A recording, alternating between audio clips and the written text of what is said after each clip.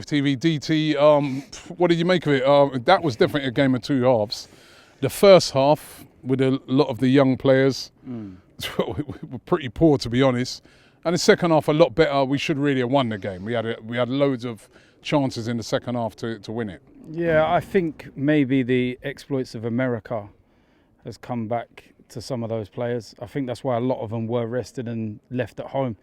I think we played in 4 states, 4 different time zones.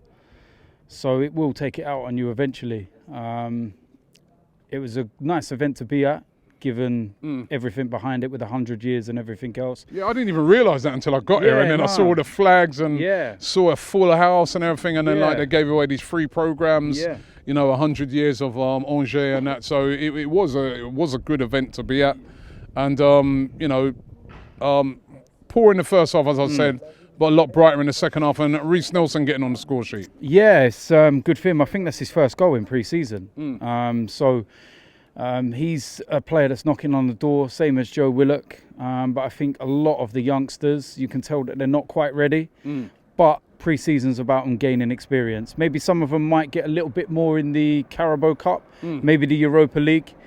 But for some of them, it's go back to the drawing boards, work hard in the under-23s, go on loan, and then try and establish yourself. So we got one more game left, haven't we, in pre-season? And Barcelona, then the real stuff starts now. Nicolas Pepe could be figuring in that first game against Newcastle, or maybe coming off the bench. We got to remember that he's only just coming back as well from the African Cup of Nations. But are you excited about the signing?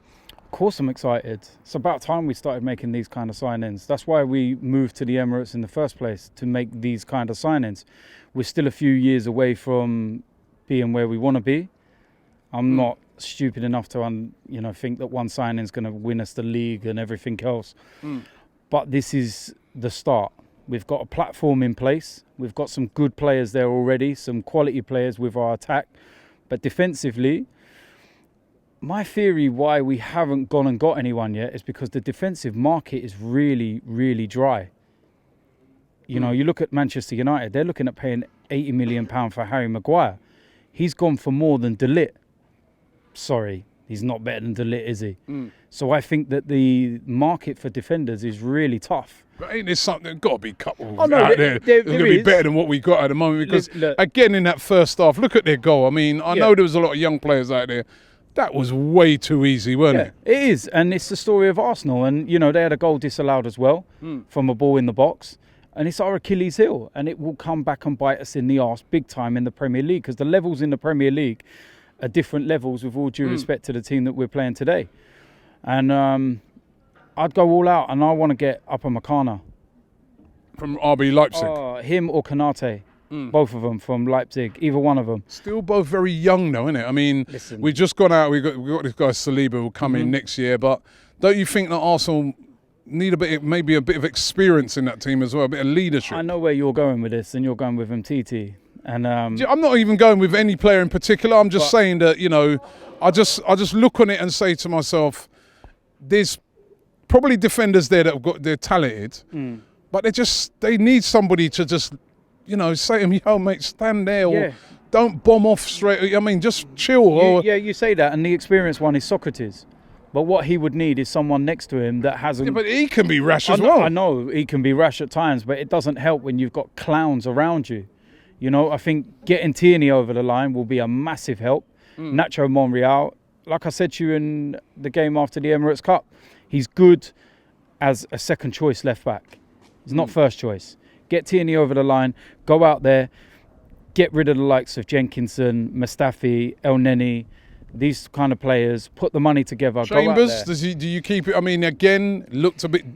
Again, I don't want to go dig into players because he's out of position tonight. But at right back, which is another position that he can fill in at, he looked terrible today. He was getting torn apart. Well, look, before he went out on his multiple loans, we knew that Callum Chambers could not play right back. So I hope Unai Emery doesn't fall into the same trap that Arsene Wenger used to do, which was the square pegs round holes. I understand that today's a friendly and it's probably just a case of stick him in there. You know, you look at the season that he did have with Fulham. all right, it's Fulham, they were dreadful, but he was the standout performer, and he did as a defensive midfielder. Yeah, I was just about to say, did move further forward. So maybe Callum Chambers, if we can't shift him, can be someone that you could have in reserve. But the names that I mentioned a moment ago, like some Mustafi and that, get rid of them. If you've got someone dumb enough to pay 25, 30 million pounds for Mustafi, I will drive him there. Wherever it is, I will pay for him, take him there, drop him off personally. You know, get rid of Cole Jenkins. Is he a bit of a scapegoat though, Mustafi? No, he's not a scapegoat. Look, I look at what happened at the Emirates Cup. I don't agree with the booing side of things. Now, people will say that I'm hypocritical because of some of the stuff that I've said, but I'm not going to boo a player once he comes on the pitch. The last time I remember that happening was Emmanuel Boué. Boué, yeah. And he ended up being a fan's favourite, but Mustafi will never, ever be a fan's favourite. All right? I think the best thing for everybody concerned is Mustafi moves on. His confidence is shot to pieces. It's never going to get any better because nobody's ever going to give him a chance because he's had so many chances. All right, what about Koscielny then? What happens with him? Again, that's our other centre-back of lots of experience. Yep. If he came, I asked this on my Transfer Daily yesterday, if he came back and apologised and said, guys, you know what, I'm sorry, I want to play on for Arsenal for the next, till the end of the season, what would you no? Tell him to jog on. See you later, bye-bye. 9 years of your service out the window. Don't ever mention him in the same breath as people like Tony Adams and that. Legendary captains, Patrick Vieira. No chance, absolutely no chance. You made your bed, lay in it. And it's as simple as that with him. So we need two centre-backs then? Well, yeah, look, Koscielny was on the verge of, are we getting rid of him anyway? But it looked to me like they were going to keep Koscielny for this season, right? It looked to me, all the reports are they were going to keep Koscielny till the end of the season. Then he'd go, then Saliba would come in, right? They looked like they were definitely looking to move out Mustafi. Now that's two. Surely we need to go and get two centre-backs now. Well, we definitely need one. But with this happening, it's possibly a two. Maybe a last day surprise. Maybe it comes out of nowhere, like the Pepe thing. That come out of nowhere. So maybe that might be something that we're not all expecting. But with Koscielny, he's got a contract for a reason. If you don't want to pay the money, then he stays. But you can't go and force yourself in that manner. If you want to buy out the last year of your contract, fine. Buy out the last year. It's about 4.5, nearly £5 million. Give us the money. Piss off to wherever you want to go. But don't expect that we're just going to give you some golden handshake. Yeah, bye-bye, thanks for the service and everything else. That's part of the old regime. And that is the problem. Too many of these players, that would never have happened under Arsene Wenger. That's why we've been fucking shit for so many years under Arsene Wenger. Because too many players have been getting away with it. So I like the new regime in the fact that they stand up to players and they say, no, you know what? We're not going to lie. We're not going to sit there and say you've got an injury and that's why you're not going to America. We're going to be transparent with the fans. Because how many times have we sat on here and come on here and said there's no transparency?